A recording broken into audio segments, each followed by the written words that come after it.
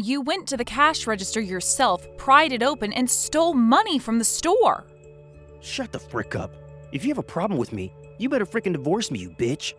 My husband took money from the cash register of my store. That same money is what constituted the bulk of our family's living expenses. And what was worse, he was using the money to go on a holiday vacation of adultery with another woman. If you don't stop what you're doing right now, bucko, you're going to get really hurt. I warned him one last time, but he turned a deaf ear to what I said. This is the story of how my morally abusive husband demonstrated behavior that was too far over the point of no return, and how he later experienced a turn of events that created a surge of shame and regret that left him broken and bruised. My name is Kiara, and I'm a 40-year-old hairdresser. I run a beauty salon in a store on the ground floor of our 2-story house. It's a small store, and I run it by myself. My husband, Clint, is a 42-year-old office worker. We're blessed with 2 beautiful daughters. Our eldest, Molly, is in high school, and our youngest, Erin, is in middle school. I work hard to provide for our daughters, whose education will demand quite a few funds in the future. My beauty salon was creating a nice reputation for itself, and income was becoming more and more stable and satisfying. My husband, however, did not last long working one job, and changing jobs had pretty much become kind of a hobby for him. He's the second son of wealthy parents and graduated from a prestigious university.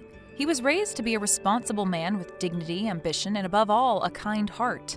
But unfortunately, he had a terrible habit of not listening to advice people had to offer him.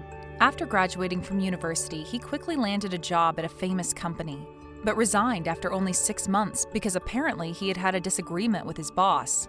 After finding another job elsewhere, he resigned again because he felt he couldn't make the most of his potential. This habit of his became his curse because after that, every single time he found a new job, there was always something that didn't go well with a colleague of his. And he resigned from perhaps more than a dozen jobs.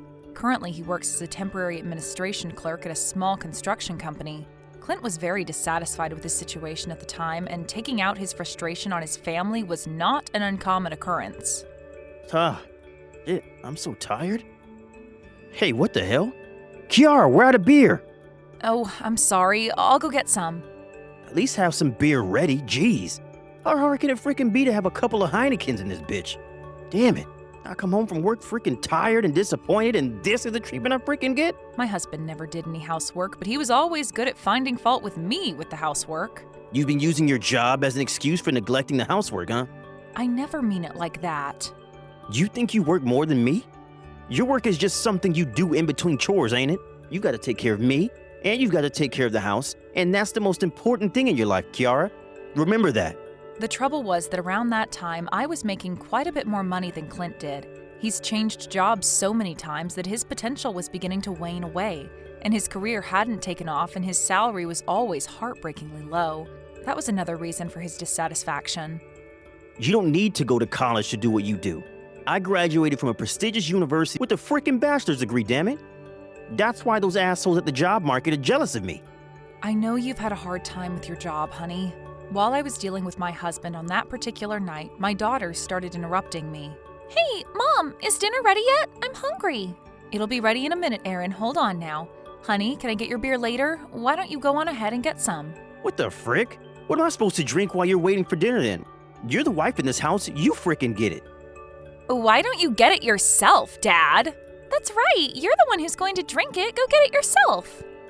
How dare you talk to your father that way? Yo, Kiara, what kind of shit-ass education are you giving our kids here? It's your frickin' fault they're misbehaving right now. I beg you, Clint, please don't yell at anyone anymore. I'll go get the beer now.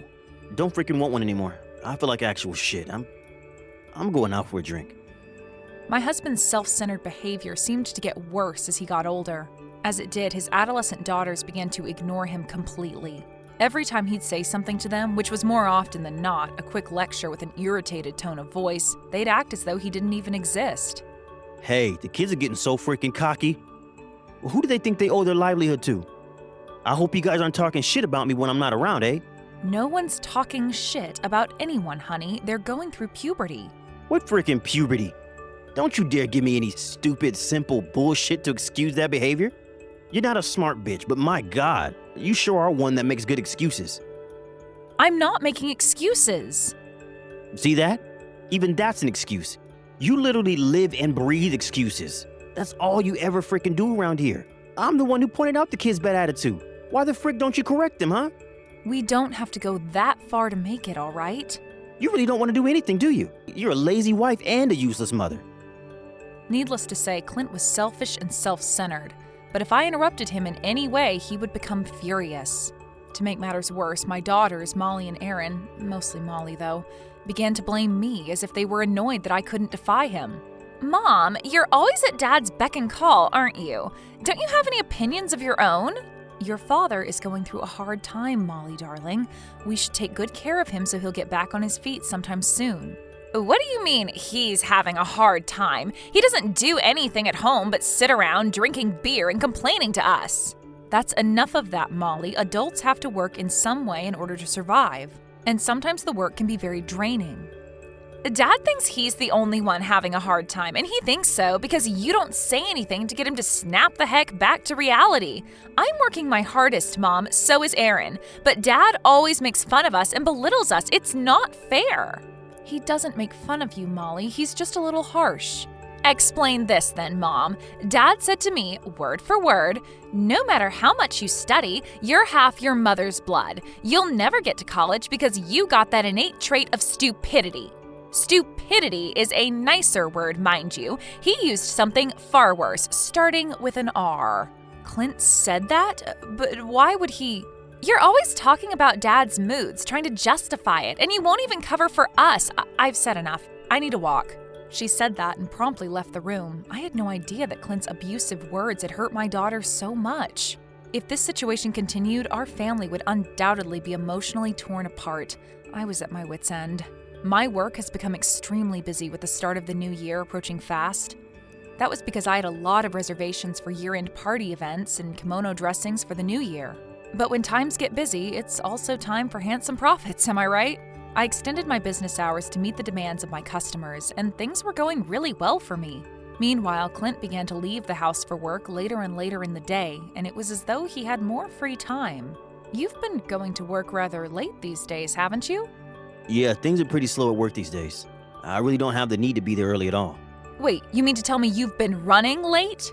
That's none of your freaking business. It's my job. I do what I want. I couldn't understand the logic behind what Clint was telling me. How could he think that a temporary worker could be free to come and work at any time? I was stunned, but he went on to say, Hey, I'm not very liquid right now, to be honest. I'd like some money. What? Oh, sorry. Yeah, I heard you. Wait a minute. I went down to the store and pulled out some cash from the register. I went back up to hand it to him and he clicked his tongue in annoyance. That's it? Well, because, you asked me for money all of a sudden. And by the way, that money is spare change from the store. Are you sure you're okay with your job? You're not quitting again, are you? What do you mean by again, Kiara? I can't keep the same job year after year like you. The kids need money now too, Clint, especially Molly, who's doing her hardest to get into a good university. Please, just do what you can to keep your job. What the frick? Molly ain't going to college, Kiara. She doesn't have the brains to get anywhere in life. And the hell is this freaking attitudes of yours, huh? Giving me money and acting oh so high and mighty. I'm not acting like a big shot millionaire. I'm just asking you to please keep your job. Our family's livelihood depends on it. If you're gonna be a big talker, give me more money and maybe I'll think about doing something for us. Where's your freaking wallet? I know you have some cash in there. Then he took my wallet out of my bag. Clint, what are you doing? Stop it! He didn't listen to a single word and took a wad of cash out of my wallet. From the looks of it, it probably totaled at around $400. What the hell did I tell you? There is money in here. I'm going out. And he went straight out the front door. Clint's been drinking a lot these past few weeks, and I was getting genuinely worried about him. I was especially worried about how his behavior would affect our daughters. I mean, you just heard it yourself. He insulted his firstborn daughter by saying she was too stupid to go to school. But my work was so busy at that point that I didn't have time to think about it for even a second. I kept at my work and the housework while cutting back on my own sleep.